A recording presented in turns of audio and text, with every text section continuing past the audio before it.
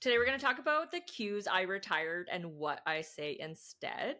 I'm Ula. I'm Brea. We're both yoga teachers and total happy nerds who love to tear apart things for the Yes. powers of good. Absolutely. I think we just spent 45 minutes chit-chatting about stuff. We probably should record it. So I just hit the record button. We're gonna jump into this. So the cues are retired and what I say instead. I think we both got really excited about this one. You've been teaching for decades. So I think what your experience on this one is going to be really important, because I feel you probably have gone through a lot of this. And my life is a lot of like online stuff now, which I absolutely am so grateful for. So I'm not like physically teaching as much anymore. So I guess I don't think about it as much. But I just want to ask, like, with your experience, what are some of the first cues that you learned as a teacher? And now, like, looking back in hindsight, you're like, ooh, that probably was not good or didn't serve my students. Yeah, I think there's so many. And I think, again, so I always like contextually, decades equals I got my teacher training in 2003.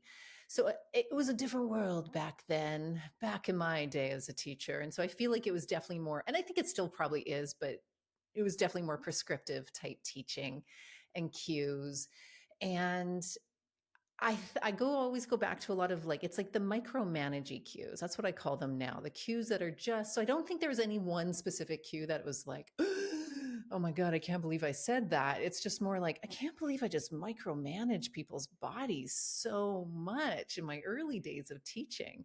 Granted, maybe tuck your tailbone. That's coming out. So maybe that's another one. Slash I actually don't remember saying it, but I'm sure I did. I'm sure I spouted like tuck your tailbone, tuck your tailbone. I was thinking when you said micromanaging, I was like, that's exactly what it is. It's like people probably went through training and were taught this is how we say the thing. And then you probably just kind of repeat it ad nauseum without like really questioning why, or does it like even make sense? Or like the micromanaging one, like how your hand has to be or how your shoulder has to be. And as someone who's like a hyper flexible person with like a ton of injuries, there's just certain things that'll never happen. Yeah. Well, and just to even name like so hypermobility, if you haven't listened to our hypermobility episode of the podcast, go listen to it because we talk more about this, but it's like no wonder that cue doesn't land for you because so much of the hypermobile joint there's a lack of proprioception, meaning your brain isn't there to like in the way that it should be or could be to even know where you are in space. So no wonder, yeah, you're like you could tell me this all day long, it's not going to land because it's literally in your brain not landing because the proprioception isn't there in the joint. So just fun fact on that. But yeah, and I think naming too, again, we are taught so many cues and we don't question them.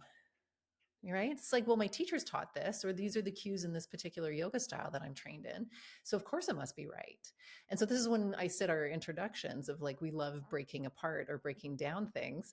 This is the things that we're talking about. Like it's like, well, let's question more. Like, why are the Yeah. cues? Why are we even saying this stuff? What was a point for you where you're like, I am going to start questioning it, right? Like, was it a feedback moment from your student? Was your own practice, or like, was it studying anatomy? Because there must have been a point, like, before and after. Yes and no. I think so. I always go back to, I'm thinking back to my teacher training and so I had did it at an ashram, like it was like one of those month intensives. And I think just me as a person is always going to be counterculture and questiony. I just have been and will be, and may that never change.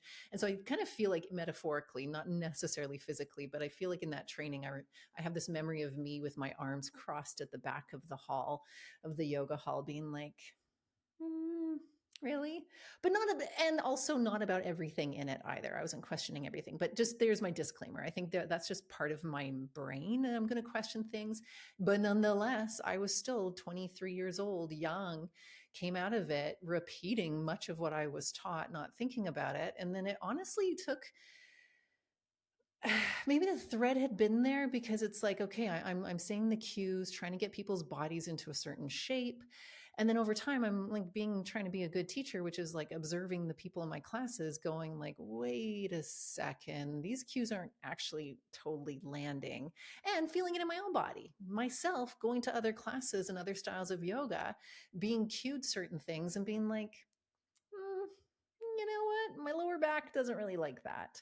Or like just intuitively knowing something's not right, but not knowing that I could question it necessarily. And that took its own time. But I think the wisdom of my body, both like in my own practice feeling it, and also the wisdom of my body picking that up in the room that I'm in with other bodies, seeing how those cues aren't landing. And then, yeah, and then eventually, I don't think there was like one date where it was like, and now I'm going to burn it all down. But I think it's a bunch of series of moments over time of questioning and like red flags and going, is this right? And then eventually finding the clarity and confidence to be like, actually, no, this isn't right. Oh, no. Okay, actually, there was what really then got me forward on this. Now that I just remembered, this was so long ago, was so it was around 2011, 2012, I remember. And I had a toddler at the time, and it was winter, and I was like, got no, like it was those rough times. That was hard. That was a hard season. And so spring came, and I was like, I need to run. I need to start. I'm not a runner at all. And I was like, but I need to run. I've been stuck inside with a toddler who didn't want to go anywhere. And so I started running that spring, and lo and behold, my back started hurting and my SI joint started hurting. And so I started Googling running and like form and how do I do this so I'm not hurting my back. And it actually led me to Katie Bowman, who's a biomechanics scientist. She does nutritious movement, she's now called, or has been called for a couple of years. And reading her stuff from that biomechanic perspective, and was really good at communicating it in a very simplified way.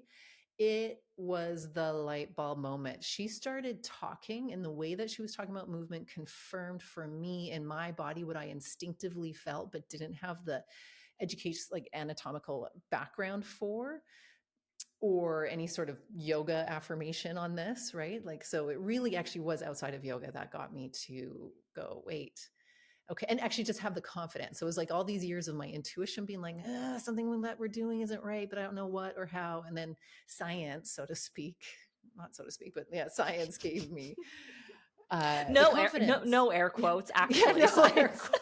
No air Thank quotes, you. actually science. Actual science, the movement. And then to be able to integrate that back into the asana practice was game changing. That was like that's what truly changed for me. And then I retired so many more cues, and I changed the type of cues that I did. So yeah, I guess as I'm going through this, yeah, that was maybe the genesis. So back in 2011, 2012, because one of the biggest eye-opening at that moment for me as the runner, and what was causing my low back pain, was I was such a great rib thruster, so I was like running with my chest out and up. Did you tuck your tailbone? Yeah, while tucking my tailbone. Bringing those ribs in. And then it changed everything, and it changed my asana, because then it was like, oh, no wonder my body has hurt when I do yoga asana doing certain things. So anyways, that's a fun other rabbit hole that I've dived into in other episodes as well. Your timeline, I feel like there has been this like rise in yoga in the interest of bringing in anatomy. And I know you were one of the first people to talk about like a sustainable practice. You're bringing in a lot of anatomy into the teacher training as well.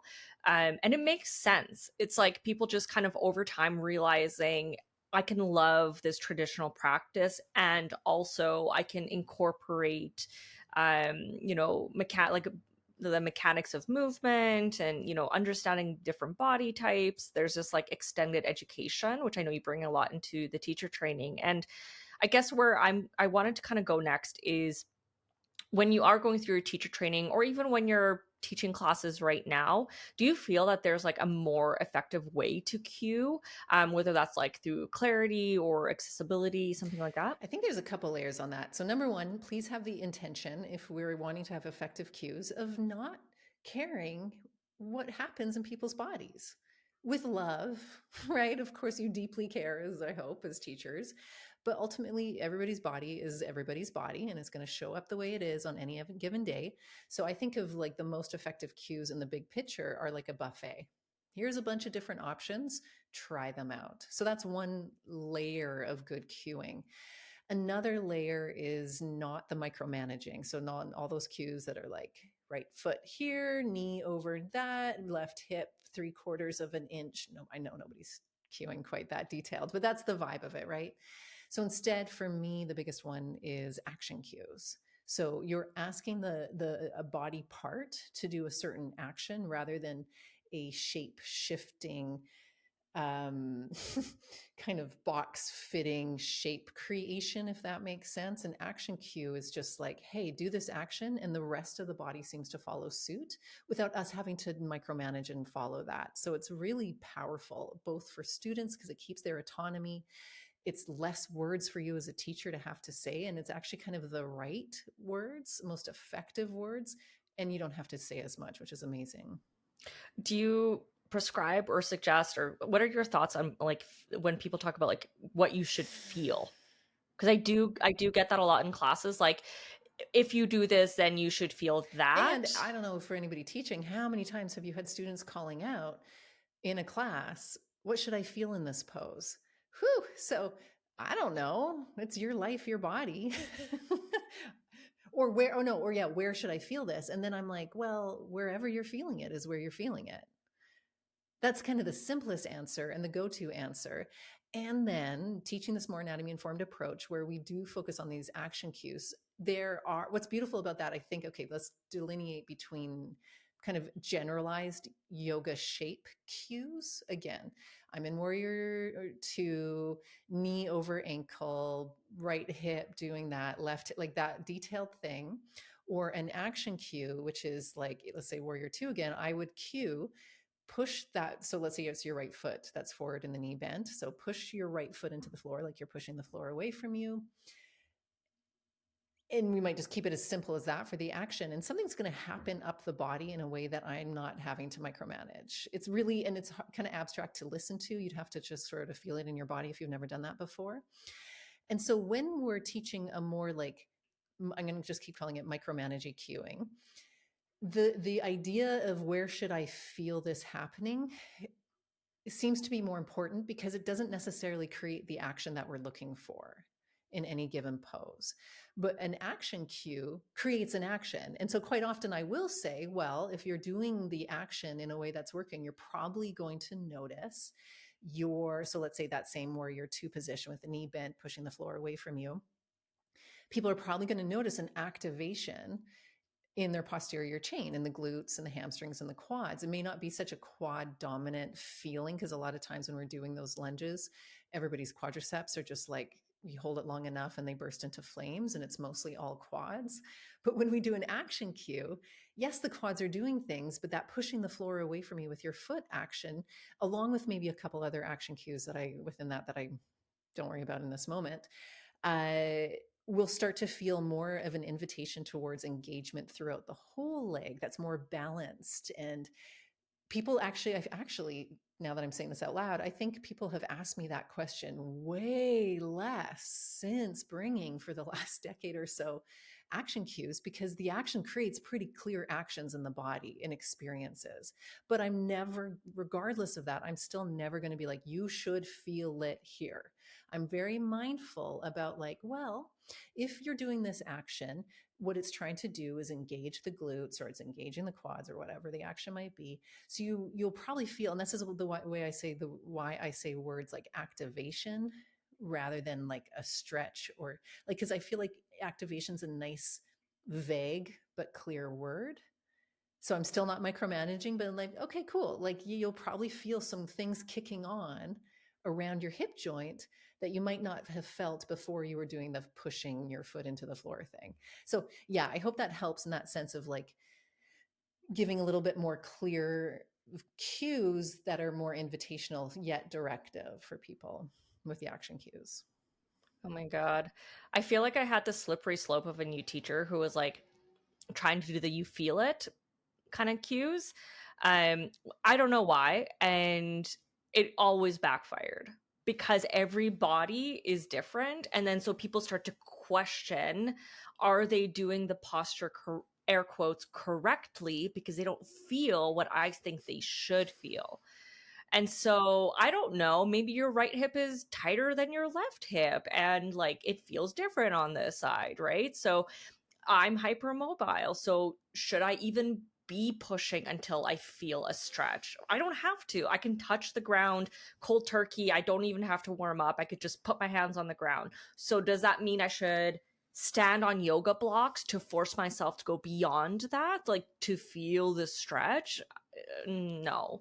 So yeah, I'm like listening to you and being like, I wish when I started out, someone told me this. Right? Or And maybe they did well, and I didn't listen. I don't know, but it just like I think I or at the defaulted it. very bottom line, have the teacher model in the class or remind you in the class. So, like you as a student, let's say, that it's like, well, some people, and this is what I will say too sometimes if somebody asks that question, it's like, well, some people find that they get the stretch over here.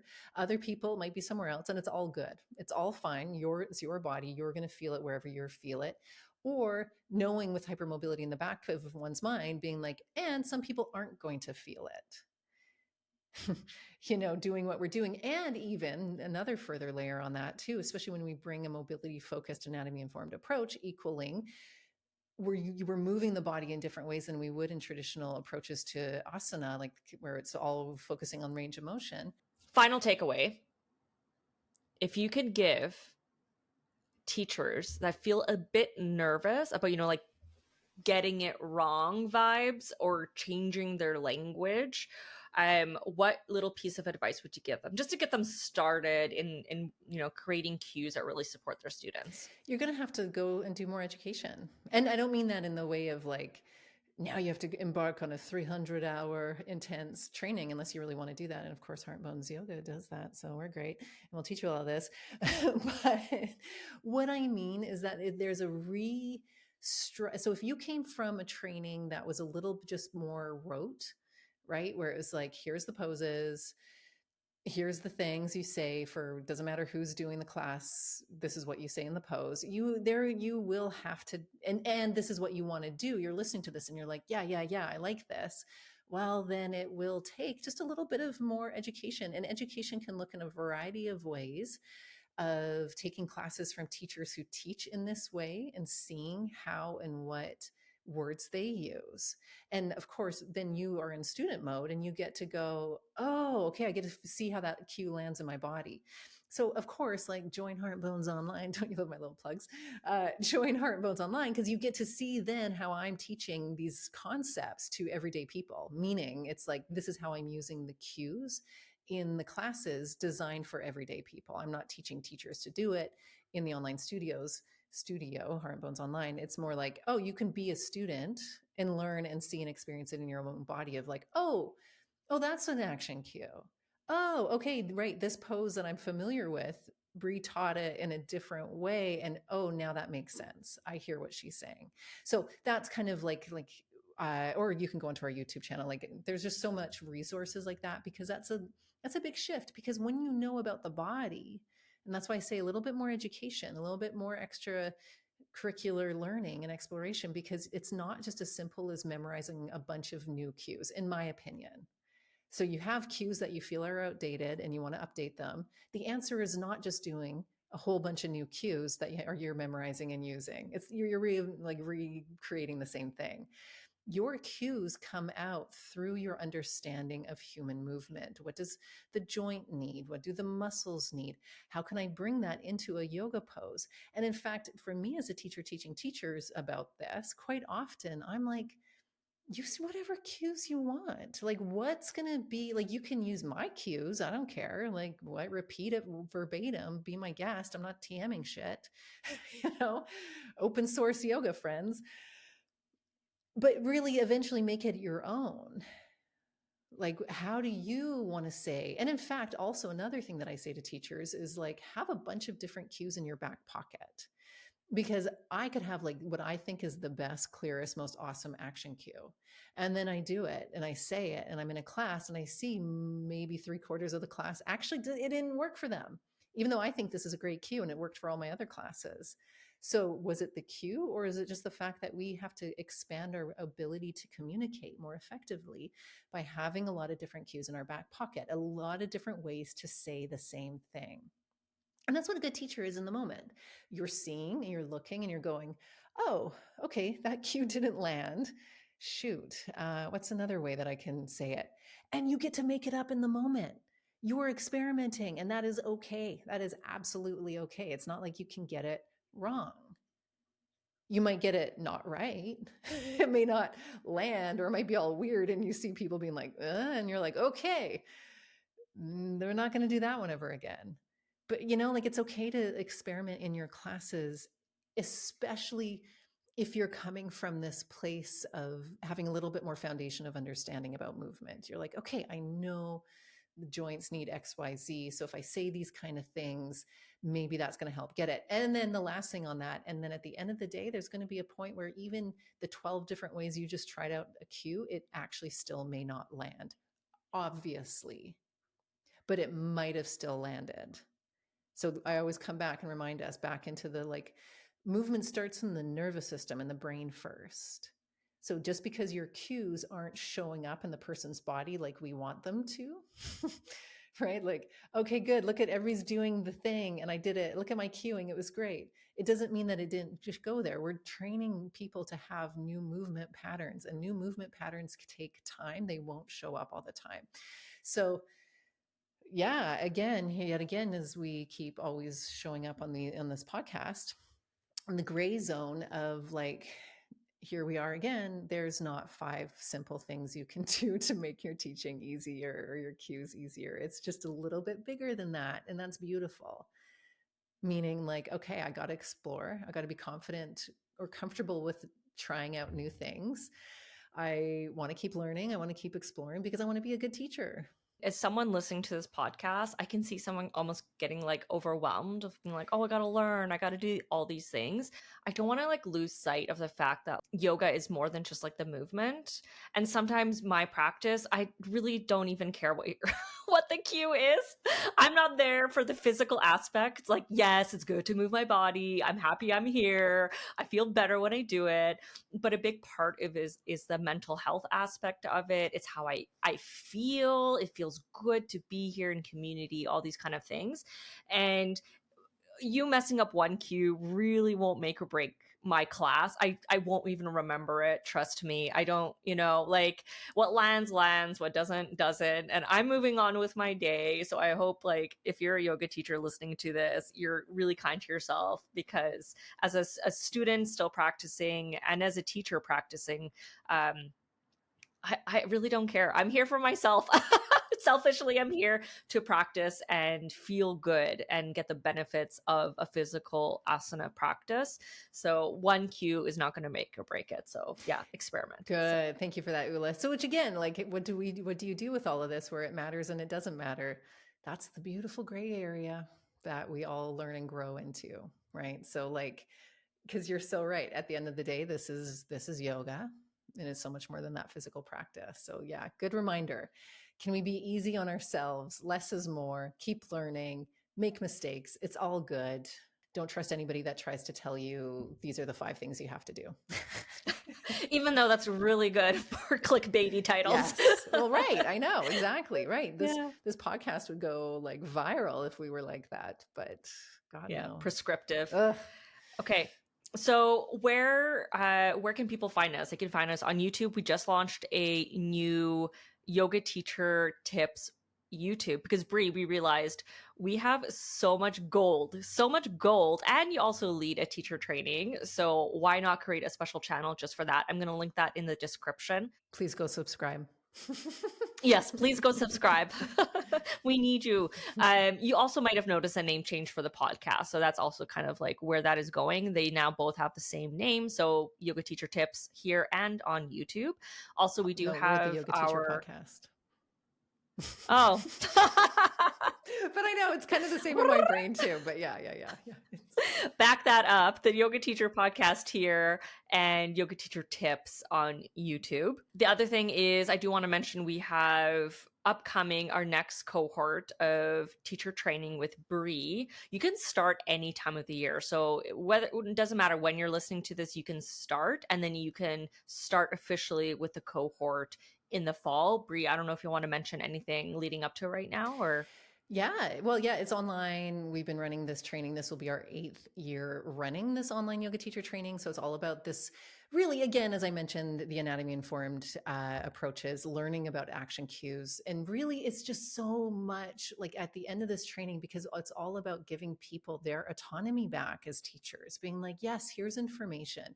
Yes, let's learn about the human body. But like now you get to have freedom and permission to like trust yourself, trust the movement, trust what you're doing as a teacher, because you have this anatomical foundation that gives you a foundation but not a prescription, where it's like the least dogmatic training you'll ever find. And we actually talk about this stuff and go into these deeper practices of the modern world that we're in and how it shows up in yoga. So it's actually quite amazing. Go read all the testimonials and how people love it, and it's changed their lives, and it's really great.